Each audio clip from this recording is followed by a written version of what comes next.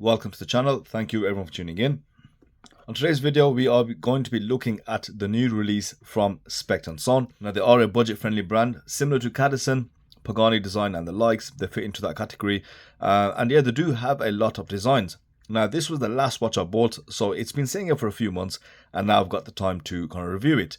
So this is the SP00, maybe another 013, and it's homaging a watch called Grande Corniche by brand Corniche. Hopefully I'm saying that right. Now, Spect Sohne, they're okay for the budget price. They do have really good cases, and they do have really good finishing as well.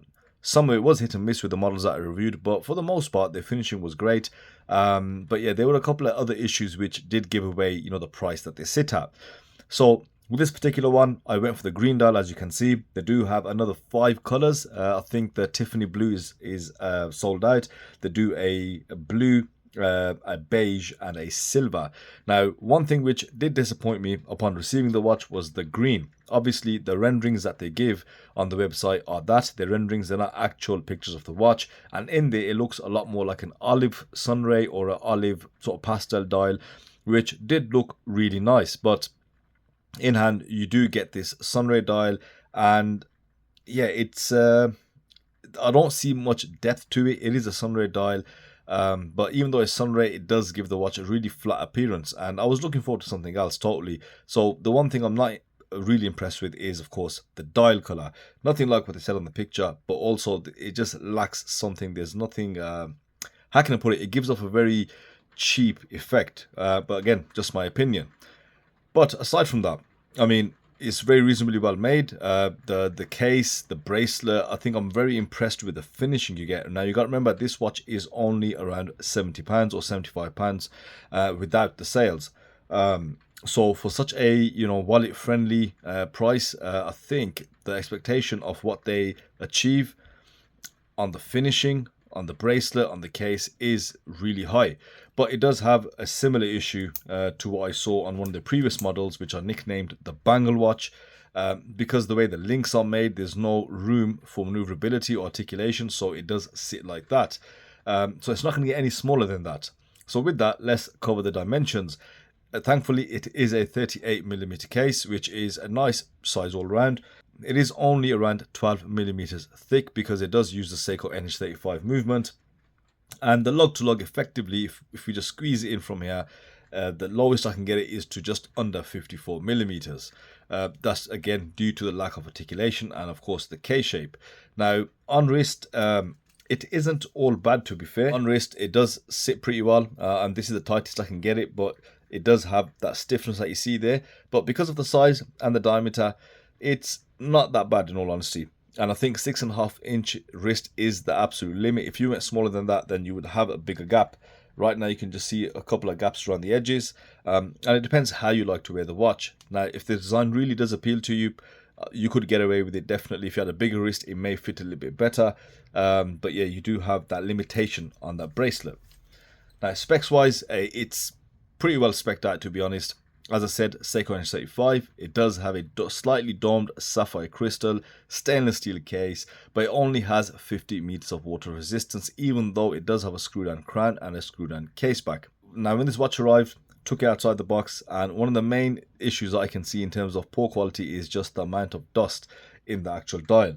I initially thought it was on the crystal, but giving it a closer look, let's have a look there. There is a fair bit of dust and specks that are present just actually on the dial and on the crystal. Second thing about the dial is the printing is okay. The font, I'm not a fan of it, but it does a job. You can see it. It's not silly, it's not in your way.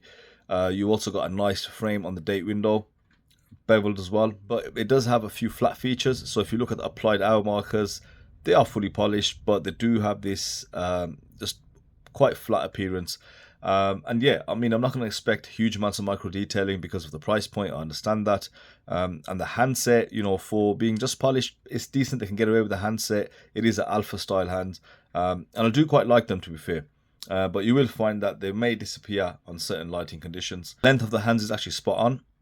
Great sharpness on there, but again, just under the light, you can just see some of the finishing isn't really up to scratch. Aside from that, the finishing is really impressive. For this £75 watch, just have a look at the finishing present.